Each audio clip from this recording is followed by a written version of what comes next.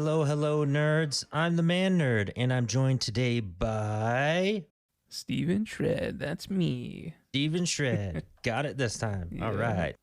All right. And this is Video Nerds. Today.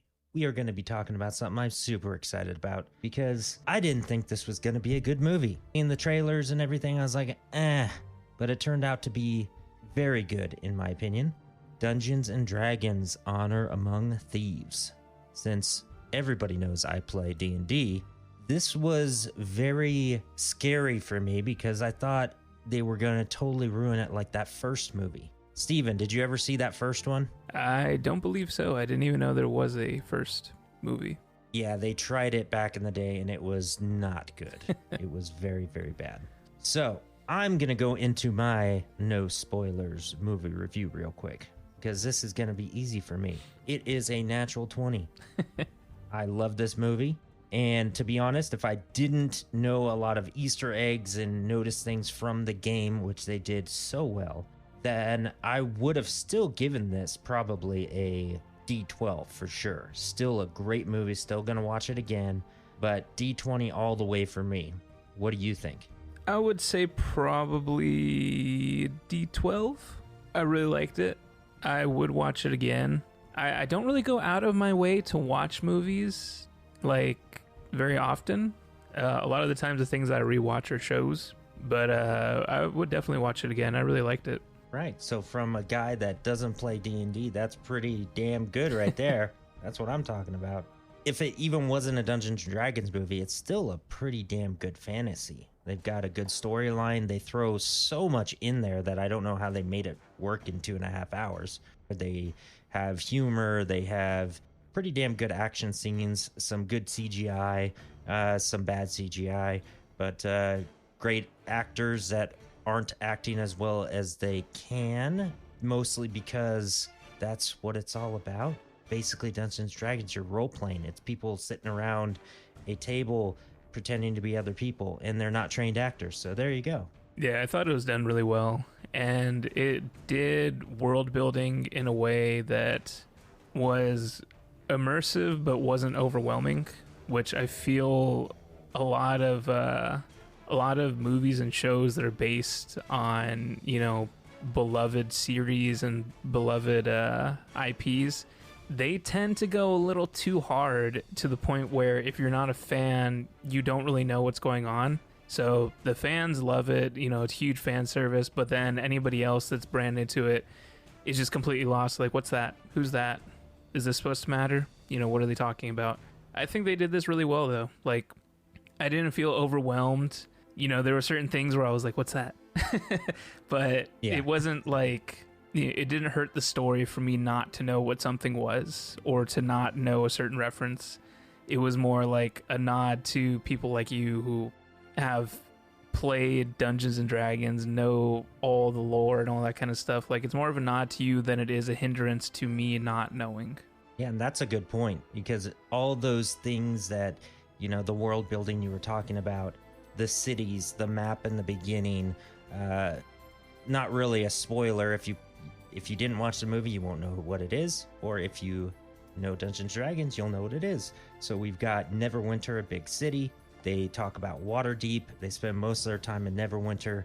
They also go down to the Underdark, which is a big thing in Dungeons & Dragons. It's like cavernous place underneath the earth that has caverns that connect all throughout the world.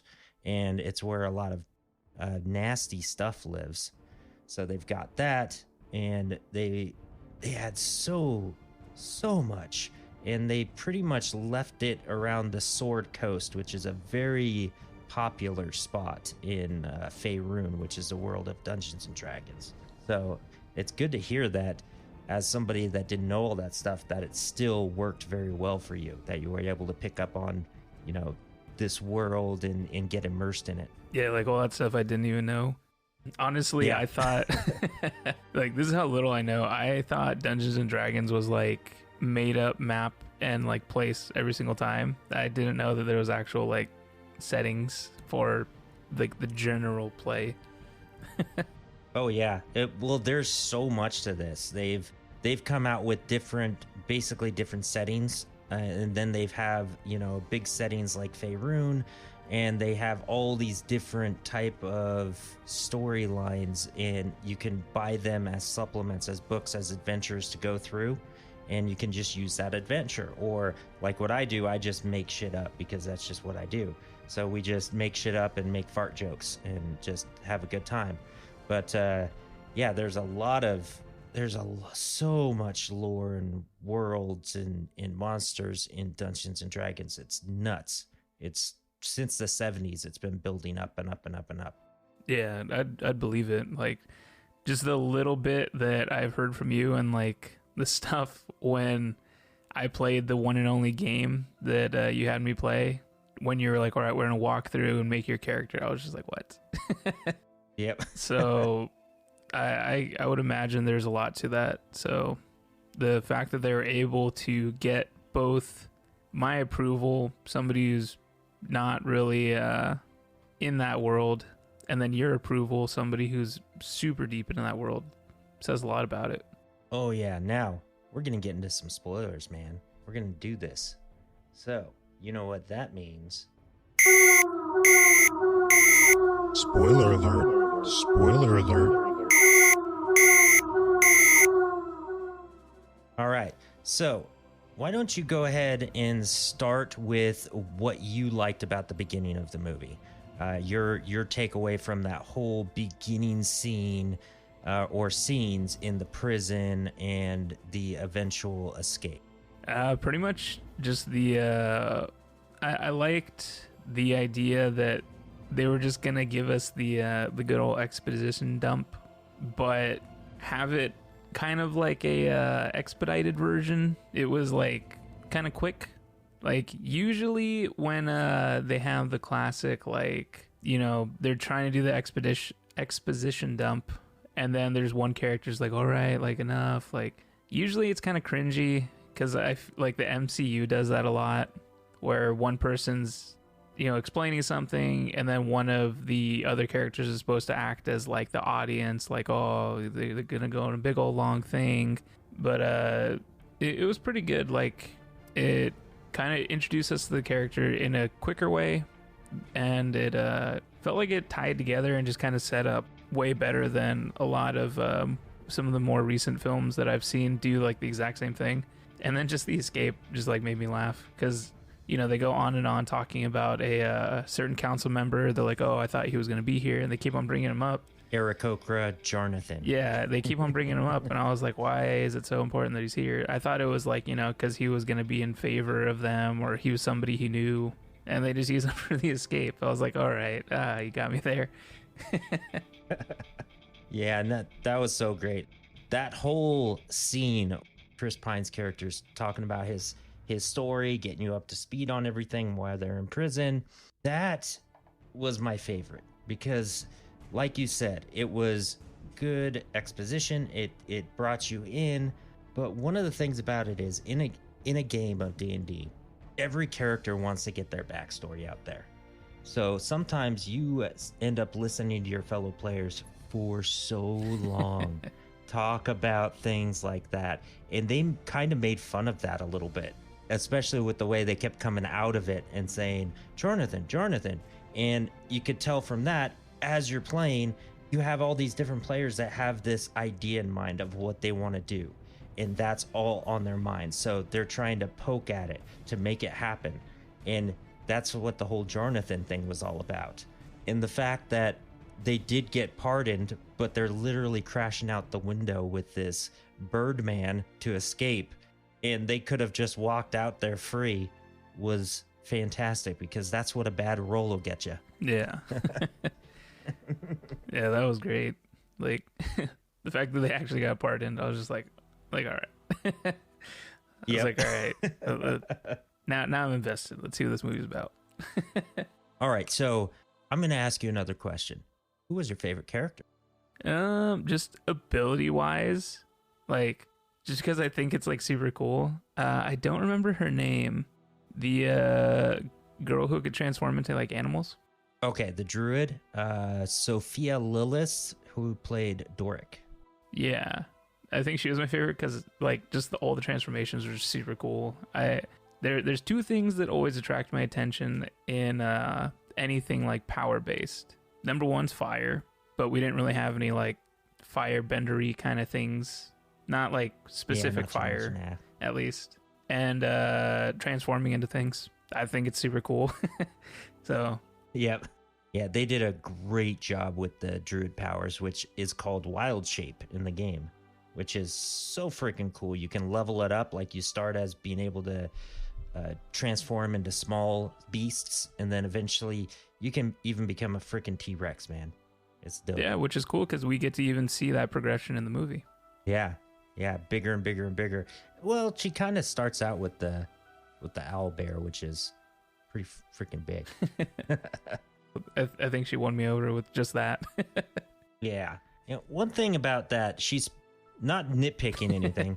She's a tiefling, which is pretty much like a demon, but she's mostly human in this. I think they did that on purpose. I'm not sure the reasoning behind that, but yeah, typically they look more demonic than that. Way more demonic. All she had was the little horns. Could just been a decision because, she's an actress that's been in a lot of stuff now, especially like the It franchise. I guess if you call it a franchise, 2 movies, but maybe they just don't want to hide their actors and actresses that much. Yeah, it's probably a good point there. You do get to see the tail though, and you didn't notice that till later, right? Yeah, yeah. Like when she popped out the tail to like, what was it? She like grabbed something or she saved somebody with the tail or something. I don't remember the exact moment. I even asked you. I was like, has she had a tail the whole time? Yeah, I just never noticed that she had a tail. My favorite character, I would say it goes against everything, but this is just for this movie. Zinc, which was the paladin. And there's a reason for that. Like, he played such a good paladin, just no nonsense, doesn't get jokes, doesn't get irony, super good at what he does, super just good, just helping people out. And that person that everybody looks up to, and then regular people go, I kind of think that guy's an ass just because they're so good.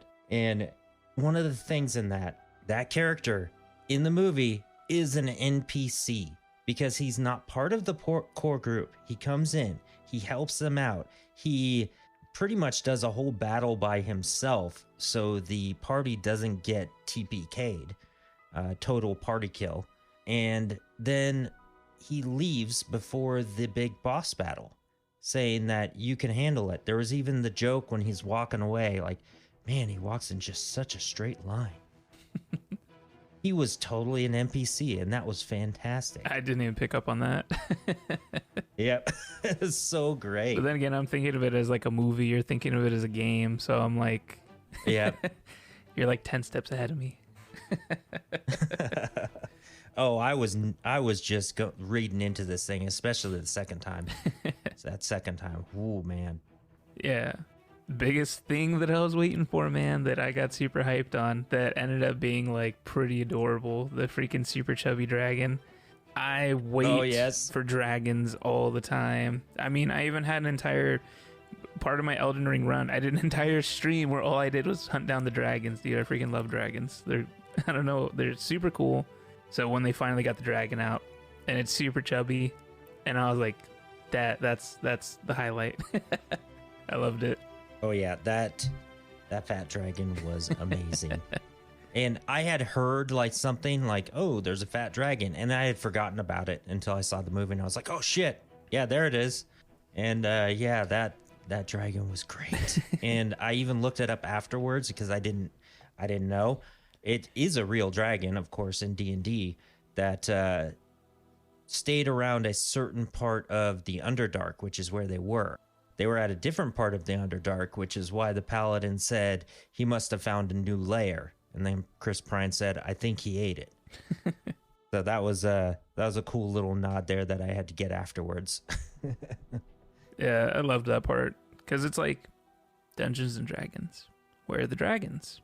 And then we get to see it. So yeah. I was happy. Talking about that, another thing that, of course, I was reading up on this thing afterwards, reading up everything I could. There was a couple scenes that you would like this because you're all about dinosaurs and dragons, of course. There was 2 scenes that they pretty much made almost exactly like a couple scenes in Jurassic Park. First one was when the druid girl was hanging and almost got chomped up by the dragon. So from an up-down shot, kind of like when the girl was hanging from the vents and the velociraptors were chomping at her. So there's that scene. Then there's a scene later on in the maze with those creatures that can project themselves and the dwarf, and it tricks the dwarf, and then he gets taken by behind like the velociraptors and that hunter in the first one. I thought that was pretty cool. They did that on purpose. Always win me over with dinosaurs. Yep. Where's dinosaurs? Now, story-wise, what was your favorite part of the story? I would say like like some of my favorite points were just the which it's such like an it's not even like a thing anymore, the averting audience expectation thing. I feel like ever since like Infinity War, every single movie goes to do it now, but with like, you know, Hugh Grant's character actually ended up being a villain, with Chris Pine actually setting up the reason why his wife died, like things like that, you know, now we're going over certain things again through different lenses. Like I really liked that because it kind of falls in line a little more with certain choices and with certain outcomes. Because like you know, when they go for the initial heist, Chris Pine gets like frozen in there and all that kind of stuff, and it's just kind of like, how did they screw that up that bad? Yeah. And then you know, in the beginning when Chris Pine is talking about how he was you know, they would do good and ask for nothing kind of thing, but then you see how he is now and you're just kind of like, how did you go from that to this so quickly? And it turns out it's because he wasn't doing it like that, he was stealing, you know. So it set things up, and it made certain characters' personalities make sense a little bit more, because it's like, how did Chris Pine go from this like white knight, never do any wrong, to a thief just randomly, it seemed. And it's like, oh, he's always kind of had this in the back of his mind, and he finally acted on it and he paid for it, and that's what set everything off. So those certain points were some of my favorites, but yeah, the final battle was pretty cool too. So story-wise, I would say those are some of my favorites. But then again, you know, the climactic, you know, final meeting of the characters is always going to be a huge point. Oh yeah. And the big plan for the bad guy to destroy the world or whatever they're doing. Yeah, that's always fun. Yeah. How about you? Story-wise, that is such a hard one because the whole thing was so fun from the beginning to the end.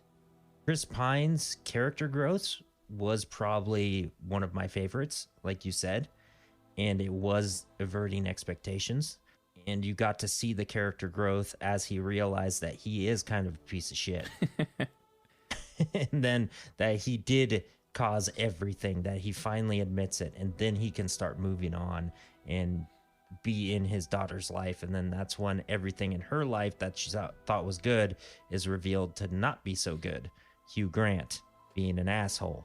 So yeah, that was good. I always like good character growth. And probably one of my things is Justice Smith's character, Simon, the weak sorcerer, who ends up becoming pretty powerful and leveling up and attuning to a very powerful helmet at the end, and realizing that he was in his own way the whole time. Because that's my first character was a sorcerer, so I can relate. Heck yeah. Got a soft spot in your heart for it. Yeah. Yeah, his character definitely won me over, which before that, he was 50-50. Because the two things I knew him from, Detective Pikachu and Jurassic World, I can't remember what the sequel was called. Not the most recent one, but the second one of the three. Not Dominion, but the other one. Yeah, which His character in that, absolutely obnoxious. All he would do is scream and panic every 5 seconds. And it's like, dude, stop. Detective Pikachu, I liked his character. So he was at a 50-50. So this one pushed it over. I ended up liking his character. So now you like it. Yeah. Yeah, we're fine. There's some actors I haven't forgiven yet, though. This one, he gets the pass. He was annoying once, but now he's okay. Okay, got it. I would say another character. We're talking about characters like Holga, Michelle Rodriguez, the barbarian woman. She was great. Not gonna lie, when you said your favorite character and you're like, and you're a little hesitant, I was like, is he gonna say her because of the whole like muscle waifu thing, or where are we going with this? No. I like her as an actress, and she was great in this as a barbarian. She just knocked it out of the park. She definitely is the perfect actress. Has to be the NPC, man. Yeah, NPC. Got to be the NPC. Yeah, she's definitely the perfect actress for that role. Like, I don't think there's another actress that's so closely associated with like being the female character that could beat up all the male characters. That's just her in pretty much every movie she's ever been in. Okay, how did it hit you when you found out who her husband was? Oh, or ex-husband? That was amazing. And then you come to find that now he's with another like giant woman. So I'm just like, this guy's got a type. I like it. Yeah, so basically a halfling, which is another word for a hobbit, because they couldn't use hobbit, because Lord of the Rings use hobbit. So basically, Frodo. Is hobbit is that like a copywritten thing? Is that like trademarked? It is for Tolkien, yeah. Oh, I did not know that. Yeah, so since that was already taken, they made their own. It's just called a halfling, basically the same thing. Yeah. Yeah, that, like, when the door opened and we get like a good look, I was just like, oh my god. Like, they're full on going with it. Oh yeah. They made everything about it fun and comedic. The random twists and turns that they had in there just made things, like I said, fun. And the fact that it was Bradley Cooper, did that mess with you? Seeing him like that was just like, dude, it was funny. Like, yeah, there's like so many series and movies that try to do stuff like that it's just kind of like, But man, like every time they went for something, it hit. Okay, let's breeze by, because there's so much in this movie that we can't cover. So freaking much. Let's breeze by and get to the nitty gritty, down to the end. All right. I want to talk about the maze. I have something to point out. All right.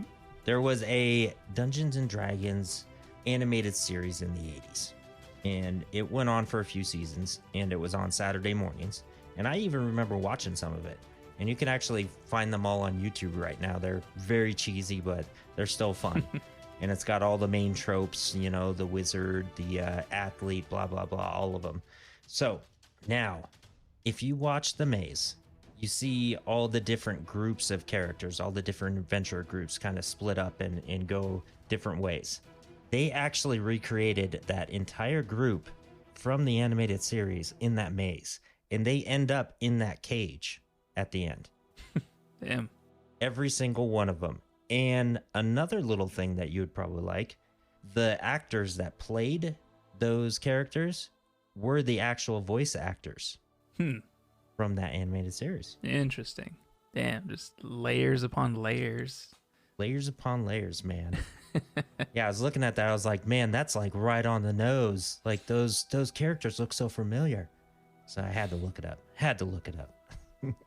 Yeah, that's that's like that's levels like even beyond like The Last of Us, bringing in Joel's voice actor as one of the main characters and Ellie's voice actor as her mom. That's that's step beyond that. Damn. Yeah, I would have never known. I didn't even know there was an animated series. Yeah, it was pretty low key. If you watched Saturday morning cartoons in that era, you know, you'd probably see it there with other ones. Like I think around the same time they had that Zelda one going on in Super Mario Brothers. The Zelda one I have unfortunately seen. Yeah. unfortunately. Yeah, the like 2 episodes I'd seen of it, I was just like, what is this? I used to love those shows, and I try to watch them again. I'm like, media's changed so much. So much. It's like me rewatching Yu-Gi-Oh! And just be like, Jesus Christ. Okay, so the ending. You want to talk about it? Talk about the big finale, what they were trying to do? I'll let you take this one because I'm interested if there's certain things that I just completely missed. Well, the only thing that I would say, the big bad in it, it wasn't the sorceress was kind of the big bad, but her boss that you got to see, Saz Tam, he's actually a lich, a real lich in Dungeons and Dragons. So that was cool because the whole thing was about what he did at a city a long time ago, ended up turning most of the inhabitants into his undead army. So killed them, brought them back to life, and he is do you know what a lich is? No. I kind of associated that with like maybe like a necromancer or something. Yeah. So a lich is a necromancer that ends up becoming, they completely leave their corporeal body and they just become this necromancy energy, basically. Oh, damn. It's actually kind of cool. So super powerful. Yeah. And the way they portrayed him was pretty freaking sweet. So this big thing, they're basically recreating this spell that he did with this red fog that turns people into his undead army. So they're doing this in Neverwinter, one of the biggest cities, and they lure everybody into the stadium where this is going to happen because they've got to be present for it to happen. But of course, the adventurers stop it by goofy shenanigans, portals, throwing treasure on this balloon that's going across the city to lure everybody out to get theirs, to get theirs. I'm just going to put it that way. Yeah, so that was pretty fun. I'd say that's the biggest thing there, the Lich reveal. Oh, the final battle, though. That's one thing I noticed. Every move in that battle was just so good. They had real spells. People had like the same order you can do in battles. The sorceress would cast a spell and then she lost concentration, which is a thing. You lose concentration on a spell and it goes away. They did spells like Misty Step, which is basically short range teleportation within 30 feet. They did the spell with the giant hands. Oh, they did so much and it was so much fun. Yeah, see, all of that I would just assume was like, action choreographer. But like, I didn't know any of that was like actual stuff that you find in Dungeons and Dragons. And that was one thing that I was very surprised when I saw that, because when you battle in Dungeons and Dragons, basically everything is like in slow motion. So basically 10 rounds is 1 minute and you go through each person. So each person in the group is 1 round. So let's say there's 3 people fighting and 2 bad guys. So the 3 people go and 2 bad guys, that's 1 round, and you do 10 of those and that's 1 minute. So it's slow motion when you get into Dungeons and Dragons battles. So everything's very drawn out. I've had battles take like 3 hours before, and you're just going and going and going.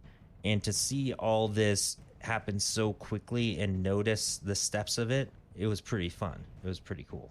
So it's like a Dragon Ball Z fight where it's like we're seeing everything normal, but then when they show what everyone else sees, it's just like flashing lights. Yep. Exactly. Yeah, that's pretty cool. Yeah, this is why I just handed it off to you. I would have never known any of that. I gotta throw out my nerdy shit here because, man, I had so much fun on this movie, and I bought it for a reason. It's so good. Yeah, it was definitely a fun movie, and despite it being 2.5 hours, it did not feel like it at all. It felt like completely enjoyable. Yeah, it's so enjoyable the whole time. And like I said, how do you feel about everything that they did in that movie? To me, it was so much that I can't believe they crammed that into 2.5 hours and made it work. That's nuts. Yeah, that's always the biggest thing. It's like you could have all the time in the world and make super, super long movies, But it's like if something feels like it's been dragging on, then it's gonna ruin the movie. But it never felt like anything was dragging on. It didn't feel like anything was rushed. Like, I don't know how they did it, but they nailed the pacing on putting all of this stuff into one movie. It's insane, because there's movies that I've watched that are like 3 hours, 3.5 hours, and there's parts where I'm still like, what's happening? Like, what are we doing now? But this one, everything felt like it was explained, everything was justified, resolutions were found. Like, it didn't feel like there was anything that was like unwarranted or, you know, just a weird plot point to fix that this has been going on for too long. So it was solid. Like, can't say much else besides that. Yeah, well, I'm gonna leave it at that, because that was great. We've talked about all the good things. There's really nothing bad about the movie to me. It was just fun the entire time. Everything was good. Yeah, I think the only thing that I had to say was when the druid girl gets caught, I was like, why wasn't she sneaking around as a mouse? I think that was my only thing where I was just like, why? Oh yeah. Which time was that? When she gets caught towards the end, when they're going through with their big plan, she's like investigating them moving all the stuff onto the boat, and they like turn around the corner, they're like, got you. And I was just like, why wasn't she a mouse? Yeah, there was this whole big chase scene, how she was just changing into things constantly. But, you know, they had to get, it's the trope. It's that whole, you've got to capture all the members of the group and put them all in one place so they can escape. Yeah. Yep. All right, well, we'll leave it at that. We'll get ready for the next movie, which is going to be hopefully spooky. What do you think? I think it's going to be spooky. I think it's going to get spooky, and from the things I've heard, it's going to get pretty nasty. All right, so that's definitely going to be an R-rated one talking about the next one.